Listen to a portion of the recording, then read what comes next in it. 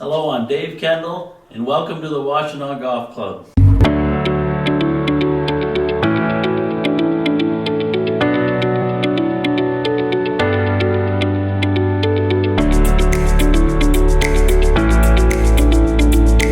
Ray Hearn, where's Ray? Ray, I asked Ray to come. I've known Ray for probably almost 25 years, and I'm going to tell a funny story that I'm very embarrassed about, but I'm going to tell it on myself. So I just started our academy. Well, it was 25 years ago, but I was probably in the first or second year, and sometimes you play a little phone tag when you're trying to arrange for lessons. So I got a phone call from Ray, who wanted a golf lesson. His office was in Plymouth. So I had called him back, and I got a message on his. In those days, you know, they had answering machines and that kind of thing, you know, the old days. So I get his answering machine, and it says Ray Hearn, Golf Associates. So we finally get hooked up. He comes in one day, and I said, say, Ray, you're in the golf business. What do you do? Long pause. He said, I'm a golf course architect. I said, I think I should have known that. And so I was kind of embarrassed. I said, I think I've just insulted you. I'm so sorry because I'm so clueless. You know, so anyways, it did start off badly. But Ray didn't hold it against me. I got to hand it to him. And we worked together for a couple of years. And, you know, we were working on his golf, and, you know, we get to talk about a lot of things, and I came to know his work, and I even took me to look at some of his work, and, you know what I mean, it was just wonderful. And again, my friends wouldn't be surprised at all that I would not know, you know, all of the great courses of the world, because I haven't done much world traveling, I got to say. And I know courses after I play them, whether I like them or not. Whether I love playing a golf course, I really, you know, that's my feeling. I'm no critic, I don't know great golf courses, but when I play Course of Rays, I have a good feeling about it. I feel like I want to play there again. So anyway, when we bought our golf course, I was trying to find out who the architect, the original architect. I mean, Washtenaw was started in 1899. And I'd heard quotes attributed to Donald Ross, but I knew he wasn't the architect because he was too young. I mean, he was at the time it was started, he was too young. Anyways, so I wanted to ask Ray, because Ray's quite a golf historian. I came to know that, and knows, I mean, I don't know anybody who would know more about the history of architecture and different architects and styles and ages. So anyway, I want to make sure that we hired Ray, because I don't want to do anything stupid, because I think I know something about golf, which he could say I don't know anything about golf course architecture. I revealed that in the first 10 minutes we talk about it. And it's because I don't want to make mistakes, and I'd like to celebrate in our history. We need, our group needs to have a person like Ray that we respect, we admire, who's been, you know, world class, and but a wonderful man and a person who I trust, and somebody who's taught me a lot, and boy, do I have a lot to learn. But Ray, I wanted to ask you to just say a few words about our project. We hope that we aren't going to have any where we close the golf course for a year or anything like that. We don't have pockets like that, and we're, you know, it's one of those things. But we, as a thing, we like to say that if you came back here every year for 10 years, that every time you came back, it was better than it was before. That's what we hope to accomplish. So anyway, you get to see us kind of year one, or kind of 1.5. Ray, thanks for coming. You're welcome, Dave. And golf architecture, the term is tweaking. Dave and I agreed on it. We're tweaking this. This has been one of our most fun projects. We just celebrated our 25-year anniversary, and there's a big article coming out pretty shortly in Golf Industry News where they interviewed Dave. It's the Superintendent's Magazine, but it highlights the history of the Washtenaw Golf Club, formerly the Country Club. And there's 2 other courses that we're doing right now, and they're all pre-1900. Can you imagine that? So Ron Whitten from Golf Digest said, to get 1 in your lifetime is an honor, but to get 3, so we are so fortunate. Dave, this has been so fun.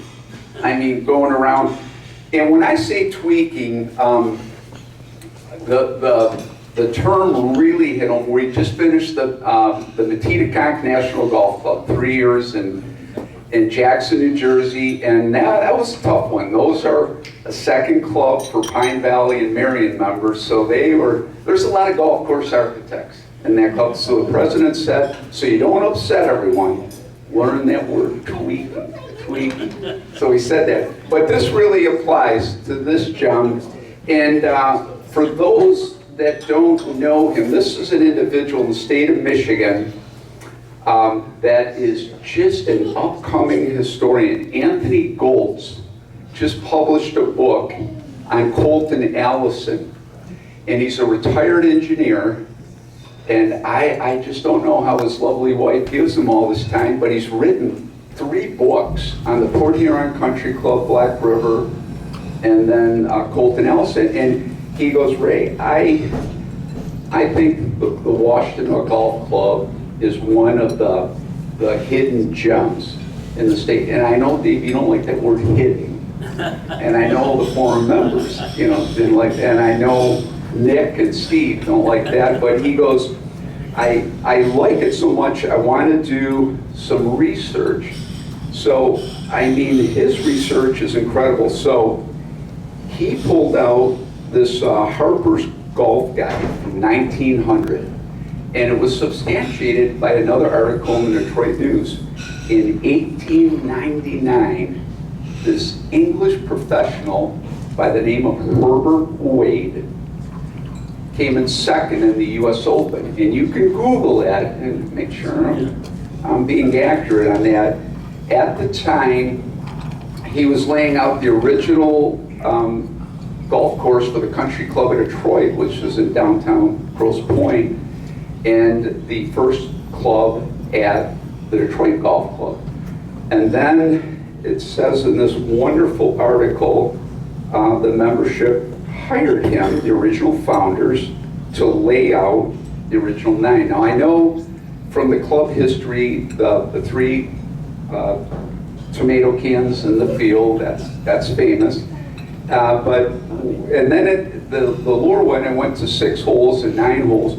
Well, it really describes this in detail that the Wade had trouble throwing it in, so it went to 6 and it went to 9. But he came in second that year. He laid it out in the U.S. Open. And then he went on to design 9 other courses in Michigan and that. Why is that important? So I just love history. And Dave and I know Nick was excited about it, and Steve, and Michigan State in their archives, provided a 1937 aerial, but it's misprinted. It's actually 1935, they said. And I know, Dave, you came across this. Oh my God, this has been around for a while. This 1945 layout. So what we did, and Dave, chime in if you, we thought just to bring back some of the history would be cool. So all we're doing is, and you never want to discuss trees at anything, because it kind of creates a civil war in any club, but the tree... We only have 3 members here, so there we don't have a lot of go. controversy. Well, we don't really have to get anybody to agree. And we just do it. Yeah, and God bless Google Earth. You can go back in the historic, and you can see these little rascals, they grow, and the canopies just come in, and then your shot value and your strategy is kind of reduced. Hit it as far as you can down the middle of the fairway. Well, Dave, as great a player as you are, and you agreed immediately that just by opening up some of these holes, you can play around the edges again. So we get back these angles and options. And then the archaeological dig that we find is getting the old soil probe out and finding some of these old corners. You know, where the corners of the greens, they were square. Yeah. Some of those greens like 1 and 6 and 11, and you can kind of see where it was, but then the greens have become rounded. So actually we tend to pray and encourage us to bring those back, and we think it'll really be cool. So Yeah, chip away at it. yeah, and I was challenged with that recently at the Midlothian Country Club we're doing in Chicago. One of the board members, and happened to be the EF Hutton of the club, said, Ray, what's the big deal about square corners? But I said, when you bring back an old cupping area that you add to the green, that's another cupping area on your green. So that's exciting. And we're doing that, and your superintendent, Mark, is doing a great job with that. And then, you know, we're calibrating some bunkers and bringing back some historic bunkers, and then we're adding a few new tees here and there. And then we're going to look at the forward tees next on that, and it's just exciting. So, And the appeal in all directions. yeah, we just want it to be fun for all levels of golfing ability, and that's what this great club is. And there's variety on each and every hole out here. So this is a little bit. These are good examples. Yeah, Art McCafferty said when he recent interview here, it's the 3 R's. It's restoration, paying homage to the old, finding stuff, renovation, fixing some of the practical stuff like greens mix, tee mix, and then remodeling, changing some stuff. Here's the last thing I'll close with on hole number 11. You know, you look at the original bunkers that were laid out at least in 1930 and probably before that, restoring these and then squaring off the edge of the green quarter, bringing the fairway around it. It almost looks like a new golf hole. Yeah. And again, we'll bring back these old cupping areas. So this is exciting on a hole by hole basis. There's a whole story. And Dave, thanks. This has just been a lot of fun. We had a wonderful dinner in Holland with your lovely wife and my wife, and this has just been a journey, and it'll be fun for a number of years. And like you said, every year just gets a little bit better. Thanks so much. We really appreciate it. You know, I was thinking that when we had our project to eliminate some of the trees that had overgrown, they grow into each other, some were diseased, but needed to be managed. And I thought there would be death threats and that, but you know, it needs to be done over the course of 100 years. I mean, trees grow into areas where they should be. And so, but also it makes the ones that are left healthier. So I wondered how many trees we had, so I decided I'd count them. We have 1,298, give or take 1 or 2, because I kind of had to keep track of where I was and count them one at a time. And we got about 190, so there's still, I don't believe in, you know, eliminating all trees, because it's so much a part of the character of our golf course, but we should take care of the ones that are there and the ones that are healthy. And so we have about 50 to go, and we tend to do that over a period of time. And so we'll chip away at it again, trying to make it a little better all the time. We do appreciate feedback, you know, pretty well. But anyways, I thank Ray so much, and it's really made it it's been a lot of fun, because he doesn't mind telling me when, you know, I have an opinion that isn't really that good. I appreciate it. I tell our staff that too. If I say something stupid, you got to tell me. So anyway, I'd like to, how's Gussie doing? Hey, if you'd like, come on up and even stand up so you can see.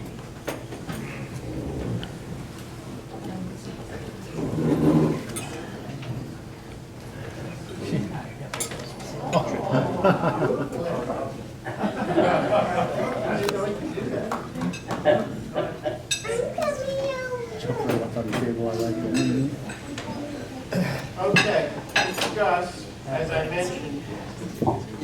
mentioned at the show, he's a rescue. He was found in a ditch in Puerto Rico, and he was rescued by a lady over there and sent to Florida, and his face popped up on my computer screen, and I had been looking for 9 months, and I couldn't get there fast enough. And I said, his stage name was Reindeer. It was right around Christmas, and I said, "You got a dog named Reindeer there?" "Yes, he's here." I said, "Don't let anyone see him. I'll be there in 20 minutes. So I got there, and I went up to the desk, and the lady, I said, "I'm looking for Reindeer." She goes, "Oh, no. Only Mr. Walters can have Reindeer." I said, "Well, you're looking at him." So he auditioned for the job, signed a lifetime contract, no-cut contract, and I've always had a dog. I've had 4 magnificent dogs, but every day I tell him he has a chance to be the GOAT. And he's something else. This dog, I'm telling you, is something else. He's so handsome. When I was looking for a dog, I was corresponding with this fellow named Joe Camp. He's the guy that started the Benji movies, and he found the original Benji dog. And I've had 4 of them, because that's what I like. There is no such breed as a Benji dog. It's some kind of one-of-a-kind mix. And so I asked him if he had, they made a new Benji movie a couple of years ago, and I thought they might have a spare or 2 laying around and washed out.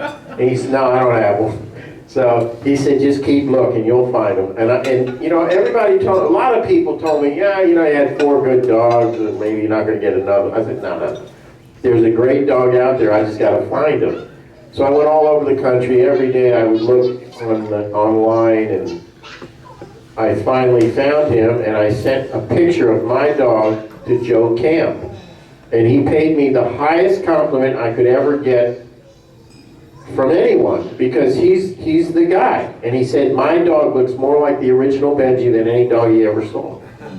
So that was pretty high praise. Then when I started sending him pictures and videos of him counting and answering questions, he was really taken aback by that.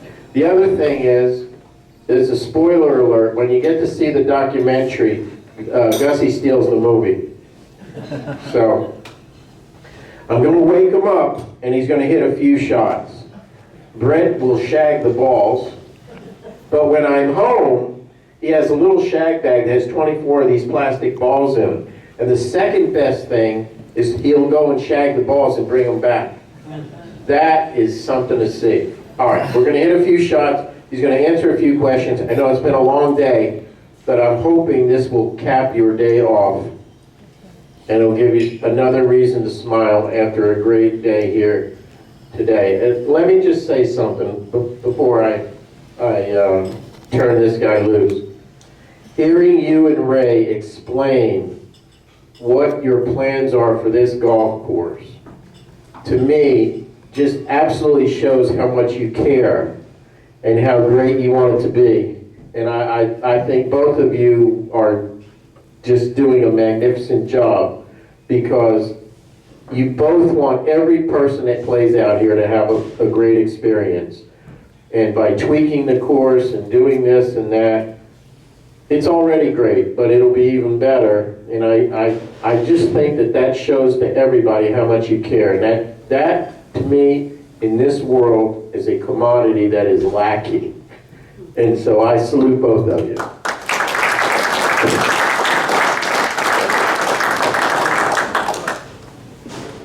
Let's take your stand.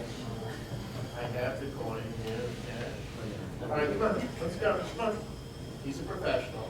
All right, come on, take your stand. Come on, wake up, let's go, come on. Get with it, he was hitting the ball beautifully before. Come on. He's gonna do it again. Come on, let's go, let's go. Come on. Wake up. That's it. Take your stance. Nice. I'm pretty comfortable on this I'll tell you table. the same thing I tell you every time. Swing as hard as you possibly can in case you hit it. All right? Go, baby, go. Come on, go. Here. Go. He's tired. He's been doing it. Come on, let's go. Hit it. He was doing Up. Come on, palms away. Go. tired. He's like, now he's to get the Tiger gist of says it. the first three don't count. Go. Go, baby, go. Come on, bum. Yeah. That was fun. Go, baby, go. Come on. Swing hard. Go. Launch time. Go. There you go. Beautiful. Beautiful. Now we're done. Come on. Get a couple more, then you can do your counting. Come on. Launch time. Come on. Go.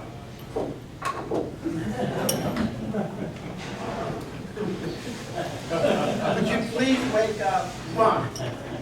I know you're good, but you can't do this in your sleep. Go. Oh, come on. Killing me. Go. That's better. Beautiful. Now get one more. Come on. One more.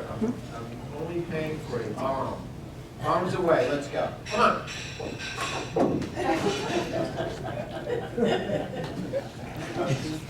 It's like, give me some Come on, food. man. Give me a big one. Come on, you got this. There it is. One more and that's it. Come on. That was the best swing he did. Go, baby, go. Arms away. Come on, let's go. Nice. Dave, don't stand there. All right, this is me. 10 minus 5.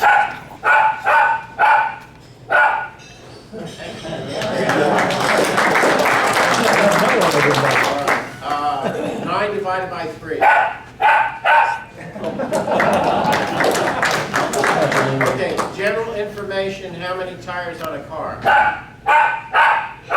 What about the spare? Spare. Points for touchdown.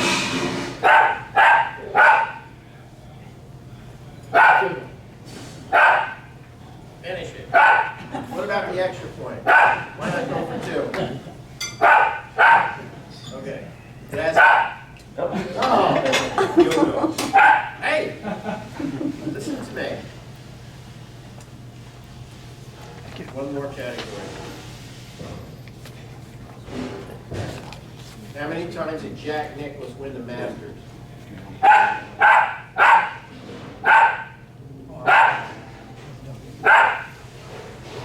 Right? What about Arnold Palmer? Crazy. Hey, how many times? How about me?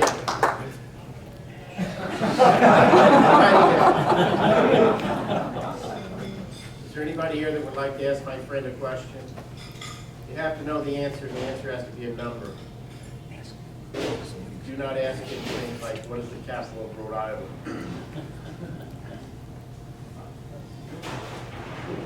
Oh, he claps for himself, too.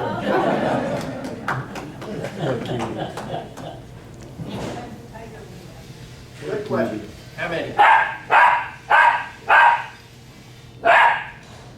That is correct.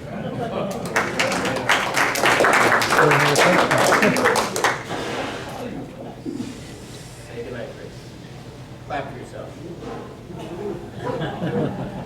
All right, thanks very much for coming.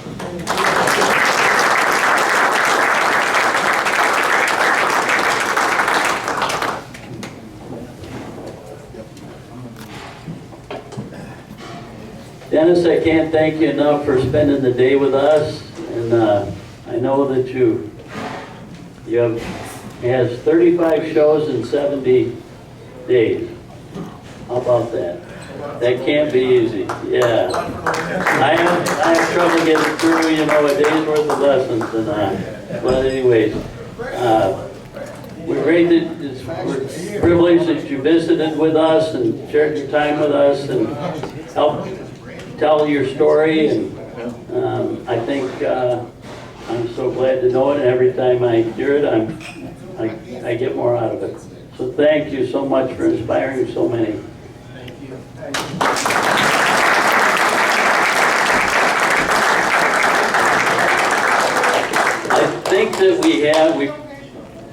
I think we have the results. Do we, Zack? Yes, sir. Do you want to read one? No, I wanted to know we had that. We have one more person before you hand out all that stuff. There's another special guest that we have here today. This so happens he's the general manager at American Dunes. Anybody been there yet? Or heard the story of Dan Rooney, how he's created American Dunes with the help of Jack Nicklaus? I shouldn't tell the story. I'd like Doug to. But you remember, Doug, when I used to have meet the staff night at Cadillac Country Club? Doug grew up with me in Cadillac, and the director of golf there is Doug's nephew, who's also there. I describe him as the kid brothers I never had.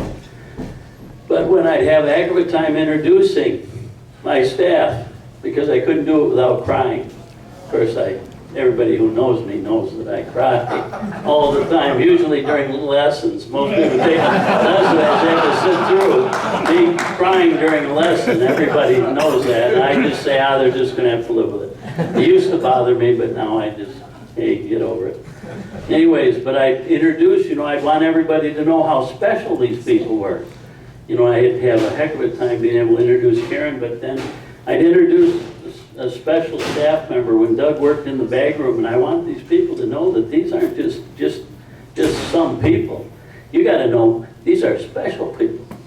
What's wonderful at my age to see is what they grew up to become. People who inspire others. So I'll share with you a little thing as I introduced Doug. About 2 or 3 years ago, Doug's daughter Hannah is actually, Michigan PGA raises a lot of money for Folds of Honor. Professionals have events, and it's a very important program for PGA of America that Dan Rooney started, who Doug's gotten to know very well. And Doug introduces his daughter at our section meeting, and she wants to thank the group for her scholarship. So she gets up and she says, I'm very thankful for my scholarship. It helped me get an education. I can't be more appreciative. And I'm very proud of my father, who was killed as a serviceman. And I'm very proud of the sacrifice that he made. But I never knew him, because I was 3 years old when he was killed, and my brother, Blake, was 1. The only dad I've ever known is my PGA dad, Doug. And she had every job that a daughter of a PGA professional would have. The cart girl, the beverage girl, any number of things. And Doug's son, Blake, has just completed Bear State's professional golf management program because he decided he wanted to be a golf pro like his dad. These kids pay the ultimate price that their parent paid every day of their life. And we do this one day a year. I think it's not too much to ask. But I thank all of you for helping. Thank you so much. Doug, would you?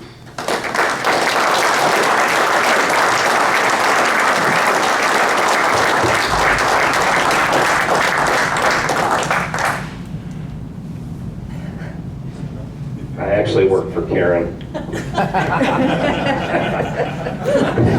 I always have to take advantage of that opportunity. So, boy, if that bag room floor wasn't clean, you didn't go home at night. That was very kind, Dave. It's just a treat to come to what you're creating here, because you know, that was a long time ago. The 80s, I had long hair, I was skinnier, and as I tell people, I was a lot sexier looking than I am today. And thus, I was able to meet Ann, my wife Ann, who I met 23 years ago, or 22 years ago now. And at the time, I had my college roommate, Mike Hodgins, at Ferris, was a golf professional at Khaki in Big Rapids, and he happened to be watching his daughter skate, and he stopped by the ice arena in Ferris, and he said to his wife, "Hey, who's that blonde down there?" And he said, "Well, that's Ann Davis. Her husband died in the Army a few years ago." And he goes, "Is she still single?" And so that led to an introduction, and we went on a blind date, and she got sick 10 minutes into our blind date. She excused herself to go to the restroom and got sick, and she was just so nervous. And I will tell you one thing: if you're single and a guy, get a golden retriever, because that gets you an opportunity that you might fail with the first time. So I see somebody in the back agreeing with that statement. So my golden retriever Cutter got me a second date, and that led to a third date, and we've had a wonderful life since then. And I was able to assist Ann in raising Hannah and Blake, who've gone on to do great things, and with the help of Folds of Honor and all the golf professionals in here and all the amateurs that are here playing today and all over the country that help raise funds for a great cause. That's how I kind of ended up in Grand Haven. I was the golf professional for 20 years in Manistee. And after Hannah spoke, as David mentioned, her senior year at Michigan State to the PGA, and then was asked to speak at another event in Detroit, and word got back that she had the ability to speak pretty well about her father, and she spoke in Tulsa at a large event for Folds of Honor, and Colonel Rooney, then Major Dan Rooney, gave her a big hug after her speech and said, "Hannah, every individual story is personal," and I'm paraphrasing here, but he gave her a big hug on the stage and said, what you just said and how you just said it, if you're willing to go on the road with us, we'd love to take you along, and you could help change some lives.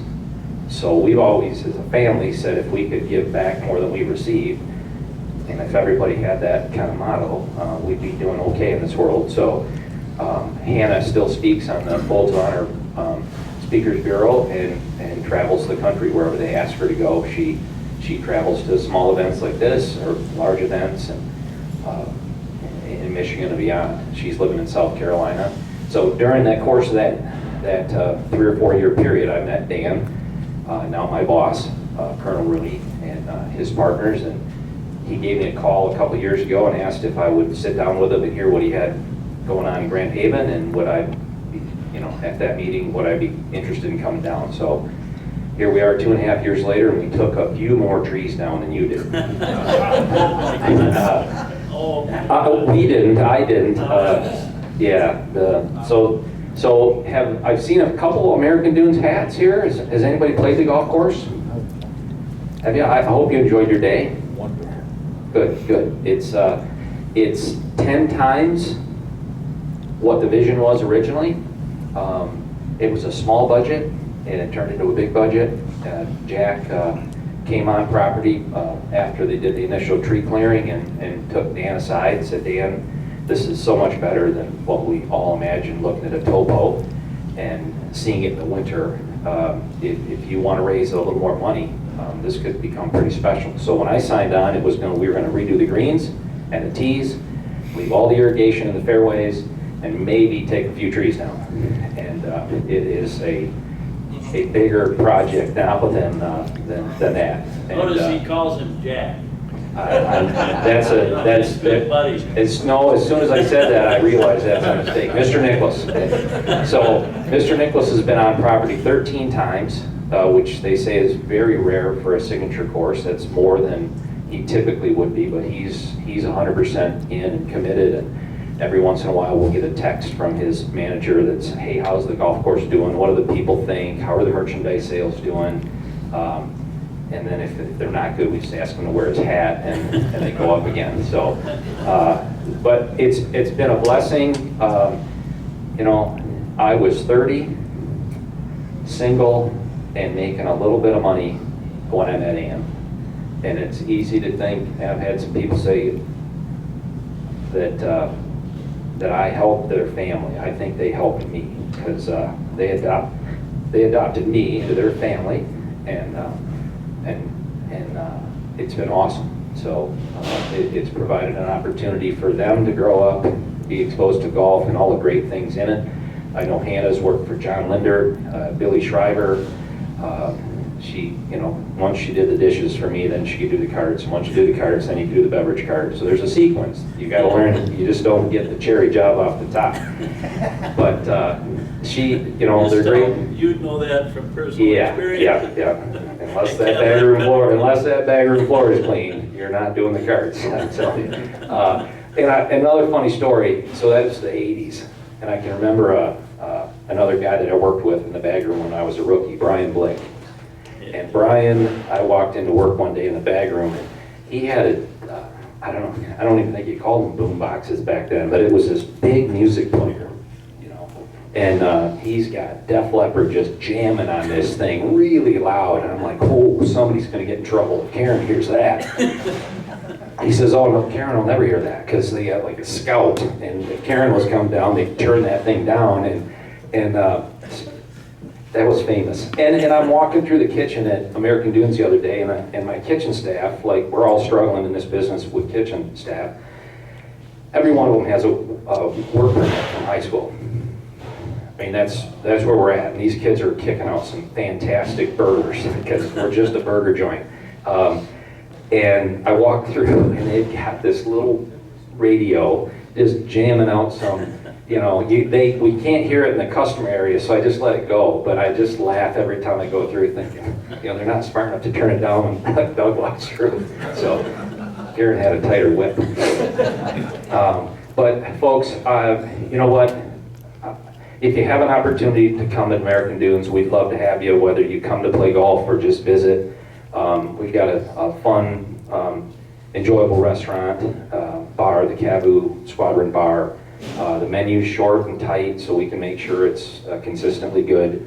The golf course is getting very nice comments from a lot of people that are playing it, and the media can say what the media says, and the pundits can say what they say, but really it's the people paying the greens fees, and that's what matters. And if they're enjoying themselves, whether that's the forward tee player or the back tee player, it's fun after 2.5 years of going silent and not hearing golf comments to get feedback and hear. And I think the people that are playing it are enjoying it. So I hope you have an opportunity to come. I can tell you the feedback emails that I receive, it's hard to describe. You know, I'm a golf professional who learned to become a general manager and learned to run a hotel. And now I've been fortunate enough to do a couple construction projects. But I sit at my desk at night and read emails that people send me that are in a whole area that I've never been trained in. And when you know, we're about folds of honor, that's our mission. But the side mission is to support our military and our veterans. And so when the emails come in from a father who had a wonderful son who went to war and came back and fought the demons that they fight and didn't make it and took their own life, and I get a 3-page letter. At the end of the letter, he says, Doug, I just think everything that Colonel Rooney and Mr. Nicholas and your team are doing is awesome. And I have no idea why I'm writing you this letter, but I have nobody else to talk to. That's not normal golf emails. And that's every single day. I had a gentleman call me the other day from, voicemail didn't sound very good. I mean, he sounded like he was mad at us, and it was from Colorado Springs. I called him back, and he said, Doug, I've got to ask a question, but I'll get to that in a minute. He said, I just wanted you to know I called for a tee time. I was told to submit an email. I did. I got a call a couple days later, and I was told that the day that I wanted to come was full. 2 days later, I get a call that there was a cancellation, and I'd been on your waiting list, so I got a tee time. I booked my airline ticket. I called my family in Michigan by heart. We all met there and played. He said, I brought my dad, part of my dad with me, who was in Vietnam and is gone now. And he said, I brought part of his remains with me in my golf bag to enjoy the day with my brother and my mother. And he said, that's been 2 weeks ago. And he said, I wake up every night in the middle of the night and all I can think about is my experience at American Dunes. He said, I can't sleep at night. I don't understand why. But he said, the entire day that we experienced was like nothing I've ever had before. So, and I get those emails and those phone calls. And he wanted to know how he could have his father represented on the wall, at the memorial wall, which isn't possible yet, but we're working on ways that some of that might be able to recognize some people. So when you come to the golf course now, there's 13 service members represented on the wall as you walk in, 7 that lead you in, and 6 that lead you out. And then there's 20 more represented on the golf course. Men and women, black and white, every branch of the service from all over the country, which is what Folds is. And they tried their best to represent, just like they honor scholarships. So thank you. If you get a chance to come and play the golf course, I'm a blessed, lucky guy to be there, and I hope that my staff does the right thing if you do get a chance to come and play us and you have a wonderful day. It is a fun golf course, I think. I haven't played it very well yet, but it is fun. There's a wee bit of sand. Yeah, I was pretty good in the bunkers today. So that's the great. The cool thing is the golf course is in the Michigan market. That's where Folds started 14 years ago. Dan had a small event after his experience watching Brock Buckland unloaded after he was killed overseas, and Dan had an event at Grand Haven Golf Club and raised $8,700 for Jacob, and that was scholarship number 1. And he doesn't talk about this very often, and I just heard this a year ago. He tried to find an organization that he could hand that money to that would guarantee it would get to Jacob in the form of an educational scholarship, and he couldn't. He couldn't find one that could get it done and guarantee it. So he said, I'm just a dumb golf pro and a fighter pilot. I'll figure it out myself. And that's how Bold started. So last year, through the 2020 scholarship season or 2021 scholarship season, there have been over 29,000 scholarships issued, $5,000 apiece. Over 145. So it's over $145 million later, and that was last year, and we're just about to enter the scholarship sequence for this year. I think the doors are open, so to speak. You can apply now. So if you know somebody, it's still amazing. 50% of the people that play the golf course don't know what Folds of Honor stands for and doesn't know about the organization. Over 50%, which is, I had a person the other day ask me what the logo represented. That was interesting. That was an email. He didn't understand. He asked me in an email politely, what do the stars on the Folds logo stand for? He had no idea about what the folded flag. Yeah. So we educate every day. We do the best we can. We're here to support David and the other golf professionals I see around the room, and all of you and just say thanks, Brian, big Fold supporter in Ann Arbor. So thank you. And again, I'm just one guy who got adopted by a family and got lucky to be in the right place at the right time, and we can give back. Our goal is to give back more than we receive. So thank you, Dave, for putting this on, for the invitation to come play, and it's awesome. Thank you, everybody.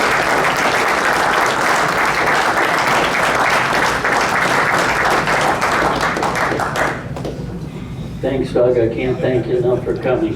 Zack, I'd like to have you come up here because these people have been very patient.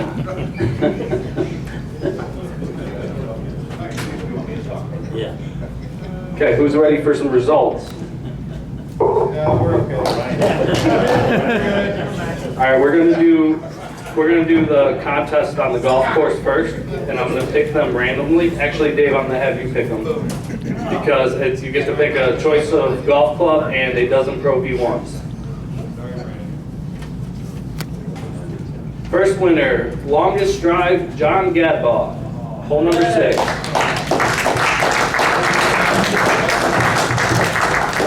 John, way to go.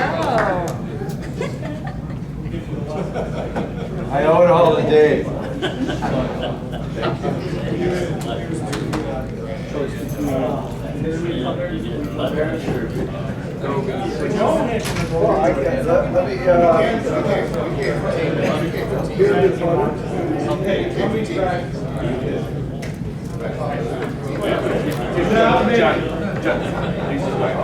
Yep.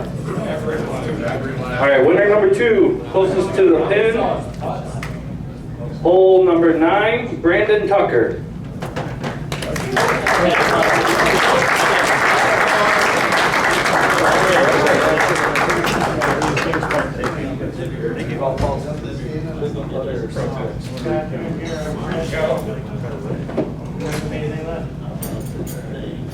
Last but not least, hole number 12, Pete Ojeda, 3 inches from the flag.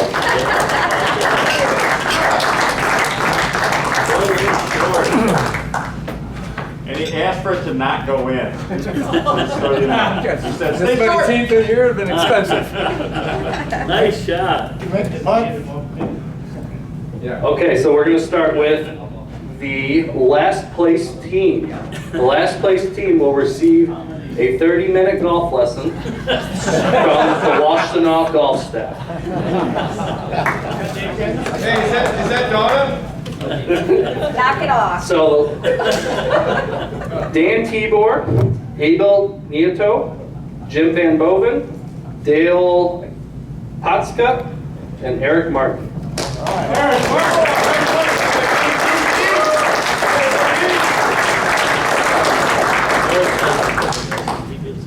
Just make sure it's not during it. Eric, just make sure it's... So the prizes are for the amateurs only as well, gentlemen. If one am from each group can come and pick up your certificates, please. As I call your names out. Tim does. Tim, there's Eric.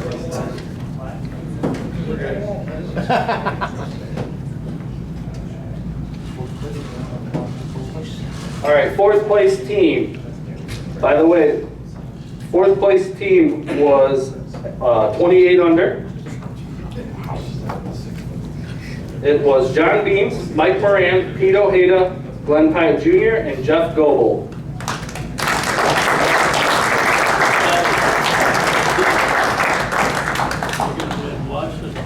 Yeah, we may do some hard straight. All right, 3rd place team was 31 under. It was comprised of Cho, Choi, Michaela Schultz, and Nick Ma. Don't believe any of them are here.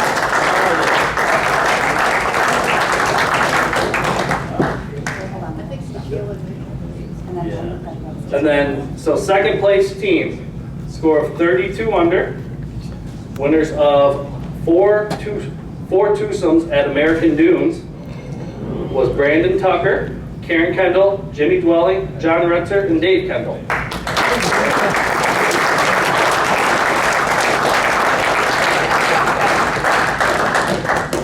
First place team and grand prize, winner of 4 foursomes.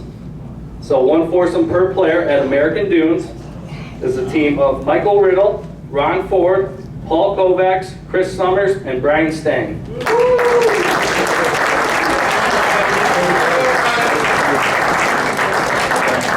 I know, they said 4. It's a good thing I know that. Thank you everyone for playing. I'm going to hand it back over to Dave.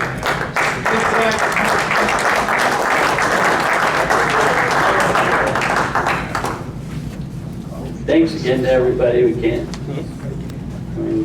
thank you enough. I'd like to thank our staff, Donna Hatch, who makes sure everything happens.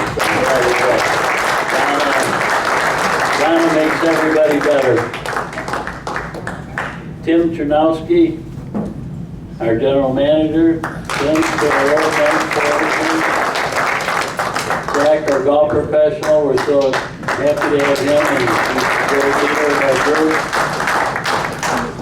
And all of our people from Washtenaw, we really appreciate all that they do for us every day.